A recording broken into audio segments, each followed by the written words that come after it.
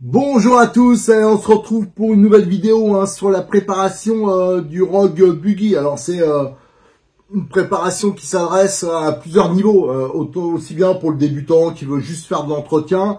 Ça s'adresse aussi au montage du kit visserie. Là pour l'instant je l'ai pas finalisé, mais quand le kit visserie sera prêt et qui sera proposé par Cyril de Monistron 4, à chaque fois là je vous indique les tailles, les vis qui vont. Donc ça sera important, c'est vraiment le tuto aussi pour ça. Je vais essayer de vous donner un maximum de trucs et astuces pour améliorer votre voiture, mais des fois améliorer pour rien. Voilà, il y a des choses des fois qui coûtent zéro et qui permettent de faire une amélioration conséquente sur la voiture, d'éviter d'avoir des soucis. Donc sur celle-ci, on va s'attaquer au montage de la triangulation avant sur les cellules. Alors je le fais un peu en série, parce que là aussi je le rappelle, il y a deux Rogue Terra en remontage, et il y a un Rogue Buggy, celui qu'on va destiner à engager à une course, pour le fun, pour voir. Une version short course, et il y a la version 4.2, ça on verra par la suite, parce qu'il va falloir que je crée des pièces à l'imprimante 3D, et l'imprimante 3D, ouais, je l'ai acheté, mais je l'ai toujours pas branché, je sais pas m'en servir. Donc faut déjà que je fasse les plans, que je réfléchisse, je veux faire un truc sympa. Allez, dans cette vidéo, donc... j'ai dit la 11, c'est ça? Ouais, je crois que c'est la 11. Donc on va s'occuper de cette histoire de triangulation et peut-être aussi du système de direction. Allez, donc dans la vidéo précédente, on avait monté la cellule avant. Maintenant, on va monter la triangulation dessus. Alors vous voyez que je me suis avancé. Là, il y en a 3 que j'ai déjà assemblés. Il nous reste à faire la 4e. Alors là, je vais vous proposer une astuce qui est connue, mais que j'utilise sur toutes mes voitures. Je vais vous expliquer déjà le montage. Ici, vous avez la cellule, les triangles qui sont identiques, quelle que soit la version, que ce soit les versions Buggy, les versions Terra, et les Terra Buggy et Terra brushless. Ce qui change à chaque fois, c'est plutôt les porte-fusées triées. Donc, le triangle, il vient se mettre ici. Vous avez une plaque qui va venir réduire l'ensemble, donc renforcer le montage. Donc faites attention, surtout ici, il y a un fraisage. Vous le voyez bien, il vient côté cellule. Ça, c'est important parce que j'ai vu des voitures où c'était monté comme ça. Alors bien sûr, ça allait pas.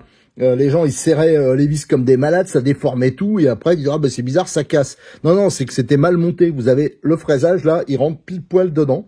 Et après, on monte notre vis qui va venir comme ça. Et dont la première partie va venir se visser dans le plastique. Voilà, ça traverse la partie alu, ça c'est pour le renfort. Et après, la première partie, ça visse dans le plastique. Alors, ce montage-là, bien d'ailleurs là, vous le voyez assemblé, comme ça vous le voyez monter, le système, et c'est parfaitement libre. Il n'y a pas de souci. Juste qu'il y a 2 couleurs, mais c'est la même pièce, donc vous pouvez la monter sans souci. Ici, vous avez la version qu'il y avait sur les Terra, donc qui est couleur orange, et là gun un peu, ça c'est sur les Buggy, mais vous pouvez intervertir si par exemple il y a une pièce qui est manquante. Tiens, celui-là, faut que je regarde, il a un poil dur. Ça, à mon avis, c'est mon histoire de colle. Je l'ai monté tout à l'heure et j'ai pas encore débloqué. Donc vous avez nos pièces là. Ça c'est du 3 mm d'épaisseur, la plaque. Elle a tendance, j'en ai une là qui est un peu, voilà, celle-là c'est une vieille, c'est celle de la plus vieille des voitures, et ça a eu tendance un peu à s'ovaliser. Mais ça c'est juste pour maintenir en cas de choc, pour pas que tout éclate, que ce soit au niveau cellule. Donc voilà, c'est juste un renfort. Les axes. Ici, vous avez 3 tailles. J'en profite pour vous le montrer, ce sera utile pour le reste du montage, pour pas vous planter, et si vous voulez commander des axes, pour avoir d'avance. Vous avez donc les plus grands, c'est du 3,60, c'est celui-là. Donc ça, c'est pour les triangles arrière. Ensuite, vous avez des 3,30, ça c'est au niveau des porte-fusées, voilà, ici, par exemple. Et vous avez celui qui nous intéresse sur cette étape, c'est l'avant, c'est du 3,48. Donc la partie lisse, ici, vous avez une partie filetée et ça se visse dans le plastique. À savoir que c'est un système qui est donc simple d'emploi, facile à démonter, à entretenir, surtout pas cher. C'est surtout ça qui est important pour eux, je pense, à produire. Mais ça a quand même des inconvénients. C'est pas hyper rigide. Bon, l'avantage, c'est pas cher, donc on peut les changer facilement. Donc ça peut plier par rapport à un axe classique qu'on a sur des voitures un peu de compétition. Là, voilà, c'est les axes qui sont un peu traités, qui sont balèzes. Mais là, il faut automatiquement qu'il y ait un système de blocage, que ça soit pris dans un système, par exemple, de cale. Là, c'est pas du tout le cas. Alors, j'ai envisagé, hein, ça c'est prévu plus tard, je ferai au moins une des voitures, je le montrerai avec des axes comme ça. Faut que je trouve juste l'astuce. Mais c'est pas les seuls. Ici, par exemple, non, alors c'est pas cela, je me suis planté, voilà, c'est là, parce que ça a coulé, voilà. Il y a plusieurs marques qui font ça, donc dans la même boîte, hein, même entreprise un peu, il y a Funtech, mais il y a aussi Traxxas. Moi, par exemple, j'ai mon short course chez Traxxas, c'est plein d'axes comme ça. D'ailleurs, ça a tendance à se desserrer tout le temps. Donc, j'ai fait la même astuce, ça je vous l'avais montré, parce que ça me gavait un peu. Là, ça se desserrait encore plus que sur le Rogue. Mais vous avez aussi Kyosho, voilà, avec ces axes-là plutôt. Voilà, ce type-là. Alors là, sauf que la différence, là, que c'est un filetage, on va dire, pour rester pas technique, mais je vais dire au contraire, que ça parle un peu à tout le monde, style Vistol, quoi. Voilà. Et là, par contre, on a du métrique. Hein, ça ressemble à du métrique pour les vis, voilà. Ça, c'était par exemple sur un Neo, mais je crois qu'il y a la même chose sur les MP9, RTR. Donc même une marque haut de gamme comme Kyosho, ils l'utilisent, et encore plus sur leur dixième. Et là, on a, voilà, ça c'est sur du Tamiya. Ceux qui connaissent bien Tamiya, ils savent que la plupart des voitures, c'est monté comme ça. Il y a des axes de différentes tailles. Voilà, donc ça c'est un montage qui est très classique. Allez, maintenant, on va le monter. Je vais vous montrer ma petite astuce, donc qui a rien d'extraordinaire, mais qui est vraiment efficace et que je vais utiliser sur toute la voiture et que j'utilise sur toutes mes voitures. J'ai préparé ma colle. Moi, franchement, les colles T2M, là, Cyril, je sais qu'il en est très content et ses clients aussi. C'est pas cher, ça tient bien. Moi, je les conserve après dans le frigo, mais ça tient vraiment bien par rapport aux autres marques. Et en plus, c'est pas trop cher. Un bon tournevis cruciforme. Donc, notre triangle, hein, je rappelle, c'est des triangles d'occasion. Donc, vous avez le filetage qui est vers l'avant, hein, qui avait déjà été fait. On met notre cale, je rappelle, le fraisage côté cellule. Et c'est là que on va rigoler, j'ai regardé que les axes, je mets des vieux axes, hein, j'ai regardé qu'ils n'étaient pas pliés.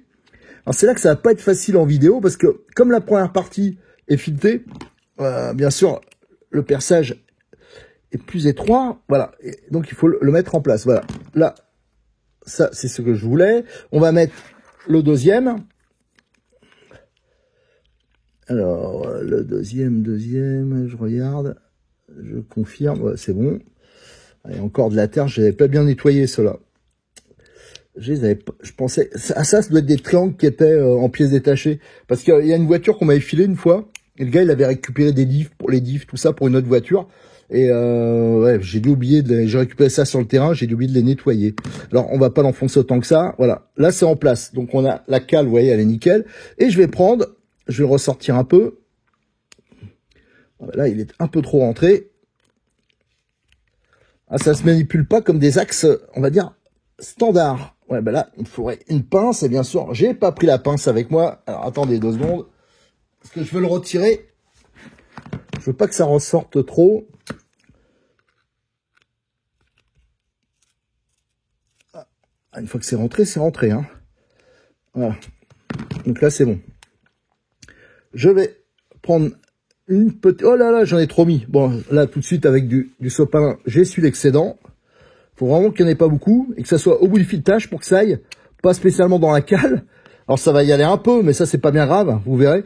Je veux que ça aille sur le filetage. Donc là, vous serrez pas à fond. Pour donner un peu de jeu. Vous voyez, un petit écart, là. On va encore mettre... Il faut le faire rapidement parce que...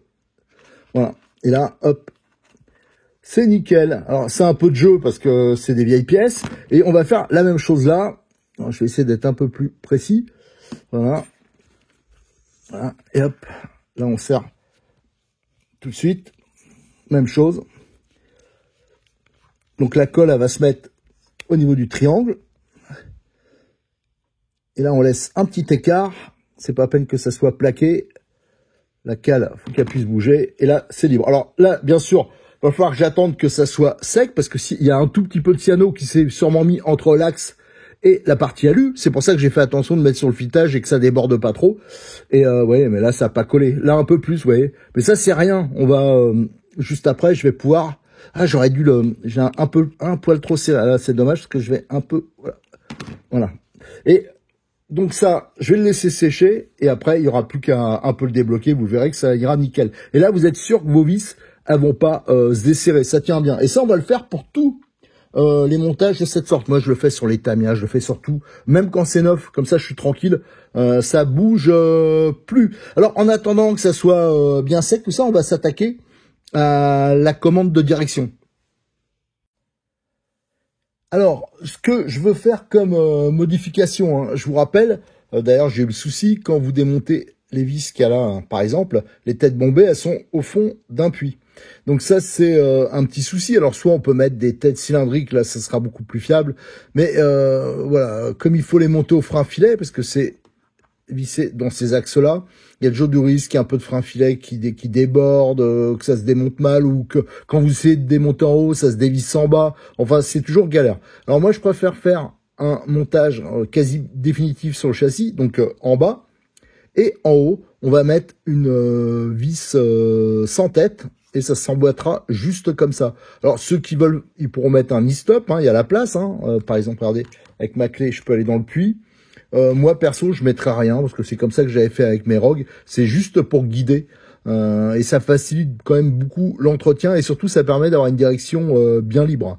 Alors, pour ça, déjà, j'ai démonté tous les axes. Voilà. Et on va les nettoyer, et surtout, comme ils sont montés avec du frein filet et du frein filet un peu balèze, on va tout nettoyer. Alors pour nettoyer, je vais utiliser des tarots. Alors là, c'est des tarots de 3. Alors ça, c'est des, je sais pas s'ils viennent pas de Lidl ou un truc comme ça. Ça, par contre, l'outil, vous avez ici un tourne à gauche un peu, je sais pas si c'est vraiment le nom, mais à cliquet. Donc vous voyez, vous avez un système de cliquet qui est là, on peut l'inverser. Voilà. Hop, pour tourner. Ou alors démonter. Ou alors que ça soit bloqué en position centrale, voilà, comme ça. Et ici, il y a un système, un mandrin en fin de compte, donc vous avez ici, regardez, les mets plats là, on le met dedans, et hop, il n'y a plus qu'à serrer, et là, c'est nickel. Et autrement, vous avez le classique tourne à gauche, hein, j'en profite hein, pour ceux qui bricolent pas du tout, pour leur montrer un peu les outils. Donc ça, pareil, le même système, un peu comme un mandrin, on serre, et là, on peut faire notre filetage. Alors, là, j'ai mis le côté, le cliquet, le système cliquet. Et ce que je fais, c'est que je prends mes axes. Voilà. Et vous voyez, là c'est dur parce qu'il y avait beaucoup de frein filet. Moi, je veux vraiment retirer tout le frein filet qu'il y avait dedans. Alors, si vous, souvent, hein, là, je le fais, c'est pour vous montrer, mais j'ai un étau avec des mordaches. Alors, en fin de compte, c'est la protection qu'il y a sur les bords de l'étau hein, qui sont en caoutchouc et ça permet, ou en alu, et ça permet de pas abîmer. Là, c'est pour vous montrer, mais autrement, on peut aussi le maintenir avec une pince aluminium, mais surtout, faut pas marquer l'arbre. Et voilà, là, vous voyez que c'était vraiment nécessaire de bien nettoyer ça pour que le frein filet, quand on va le remonter, il soit efficace. Parce que bien sûr, en bas, il y aura du frein filet, mais en haut, on va mettre du frein filet fort pour la vis sans tête. Donc voilà. Là, et vous allez voir que ça retirait, normalement je le fais 2 fois, et vous allez voir que ça retire pas mal de saleté. Je sais pas si on le voit là, si je fais un gros plan, regardez. Et donc à chaque fois, hop, je prends la petite brosse qui commence à être bien pourrie pour nettoyer. Et après je le refais une fois généralement, et après je fais dans l'autre sens, voilà, pour enlever. Et là vous voyez, là aussi c'est dur, hein. On voit qu'ils avaient ils n'ont pas hésité sur le frein filet, mais tout ça, on voit d'ailleurs il y a des traces ici. Le frein filet, il avait débordé sur les côtés, donc ça c'est pas bon parce que ça c'est l'emplacement des roulements, tout ça. Donc je préfère qu'en haut il y en ait pas. Voilà, ça je l'ai déjà montré. C'est comme sur j'ai fait sur le MP9, le MP10, le Neo, les NXT. Moi je le fais sur toutes mes voitures. Alors là j'ai du boulot hein, parce qu'il va falloir que j'enlève tout. Alors je vais aller à l'étau, hein, c'est quand même beaucoup plus facile. Ensuite je vais tout dégraisser pour que ça soit nickel, voir si les roulements ils coulissent bien dessus. Et ensuite on pourra faire le remontage. Alors je vous dirai exactement les vis que j'ai mis là. La vis en tête, ça fera partie du kit visserie, et la vis qui va en dessous, parce que en dessous je vais mettre le plus long possible. Je vais mettre un peu plus long que d'origine, et je pense que je me mettrai peut-être pas de l'inox en dessous. On va voir ça. Je vous le dirai ça quand j'aurai fini mon nettoyage et mes tests. J'ai nettoyé tous mes axes, j'ai bavuré, j'ai enlevé tout le frein filet. Maintenant, on va pile poil les dégraisser. Donc, vous voyez, ils sont dans mon habituel petit pot de confiture et je les laisse tremper, je secoue un peu, derrière il est plus trop étanche, celui-là il va falloir que je change et pour que ça soit bien propre, et après j'irai les souffler. Ça c'est vraiment important. En fin de compte c'est le même système que si vous l'avez suivi. Enfin, j'espère que si vous arrivez à cette étape de montage que vous avez regardé avant la préparation des diffs, mais c'est le même principe pour que ça soit parfaitement dégraissé. Allez, on va parler taille des vis que j'ai utilisées. Donc là, on a nettoyé nos pièces, nos axes. Alors, pour information, s'il y en a qui veulent faire des bricolages, monter sur notre voiture, le diamètre est de 5 et la longueur est de 38,80. Donc là, les voici prêts à être montés. Donc ça a été dégraissé, tout nickel. Et là, j'ai monté donc au frein filet fort. Je l'ai mis à fond. Une vis 3x20 sans tête, bien sûr, qui fera partie du kit visserie. Et maintenant, je vais utiliser en dessous, là, d'origine, c'est des vis 3x12. Pour moi, c'est un peu trop court. Donc là, je vais mettre des 3x14, là aussi, qui feront partie du kit visserie. Alors, j'avais hésité à en mettre des vis, alors noires, sont un peu plus balèzes, un peu plus dures, mais j'ai testé, là. J'ai déjà fait le montage sur une voiture. Ça va nickel. Là aussi, je vais le monter avec du frein filet. Non, là, avec du moyen. Je vais le monter parce que ça, normalement, on le démontera jamais. Allez, je vais faire le montage sur la voiture parce que vous le montrez comme ça, c'est pas évident. Alors, juste pour info, moi, le frein filet, je le mets pas directement comme la plupart le font sur le pas de vis.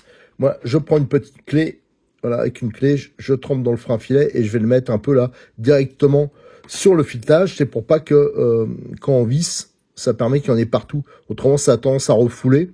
Et on en met. C'est pour ça que, d'ailleurs, c'est comme ça qu'ils font. C'est pour ça que quand on démonte, on voit qu'il y a du frein filet partout, qui a débordé. C'est que ça refoule au fur et à mesure qu'on visse. Allez, je vais le monter. Je vais l'installer sur la voiture. Alors pour ça, pour maintenir, bien sûr, comme d'habitude, c'est les clés que je vous conseille, des clés alu, quel que soit le modèle. Mais celles de Cyril, elles sont très bien. Il a 2 modèles. Celle-là, à vrai dire, je préfère l'autre modèle qui est plus simple. Mais bon, voilà, j'ai celle-là là, pour l'instant pour bricoler. Et ça me permet de bien maintenir sans abîmer l'axe. Allez, je monte tout et on se retrouve pour faire un petit bilan. Voilà, c'est monté sur le châssis. Voilà, en dessous, donc au frein filet. Et ici, j'en ai profité, les vis, là. D'ailleurs, c'est à cet endroit là que ça posait problème. J'ai repercé à 3,20. Voilà, pour que ça rentre bien. Et là, on va voir que on peut l'enquiller comme ça. Regardez, ça rentre. Et après, voilà, cette partie-là, elle est facilement démontable. Ça veut dire qu'il suffira de démonter les vis ici. Et hop, ça se démontera comme ça. Et ça sera en plus bien guidé. Donc ça facilite non seulement le montage, mais en plus, il n'y a plus l'histoire que les vis, là, on risque de les foirer. Parce que c'est au fond du puits. Et vous avez vu, j'avais eu le problème lors du démontage. Ça, je vous l'ai montré, je crois, peut-être sur les vidéos diff. Enfin, je sais plus lesquelles, mais ça c'est vraiment mieux. Alors moi perso, je le laisserai peut-être comme ça. Je pense que c'est pas nécessaire de mettre les vis, les knee-stop, mais je précise, je vous ferai les 2 montages. Les knee-stop, ils seront bien sûr présents dans le kit visserie aussi. Des knee-stop en plus épaulés. Ça sera encore mieux, ce sera propre, ce sera facile. Moi, je vous conseille vraiment cette modification. Alors pour cette vidéo, c'est terminé parce qu'on a déjà vu pas mal de choses et je veux consacrer la prochaine au montage donc de la partie direction, de la commande de direction. Je pense qu'on fera commande de direction, plus on installera, on mettra le cerveau en place avec la timonerie et la vidéo d'après encore, on mettra le train avant. Alors il y a beaucoup de vidéos, là aussi je l'explique à chaque fois, c'est parce que je veux vraiment que tout soit détaillé et précis, et surtout qu'on puisse, si quelqu'un cherche une info, on sait que par exemple c'est sur la vidéo 7, la vidéo 9, voilà.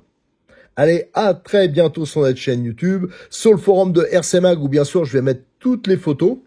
Et je remercie encore une fois Cyril Domodix 34 qui est vraiment spécialisé dans tous les produits comme les rocs, que ce soit Terra, Buggy, les kits. Je vous rappelle qu'à chaque fois il offre un kit premier dépannage quand vous achetez une voiture. Il offre aussi le palonnier alu. Enfin voilà, donc c'est vraiment intéressant. Et sans lui on pourrait pas faire tout ça. Allez, à bientôt.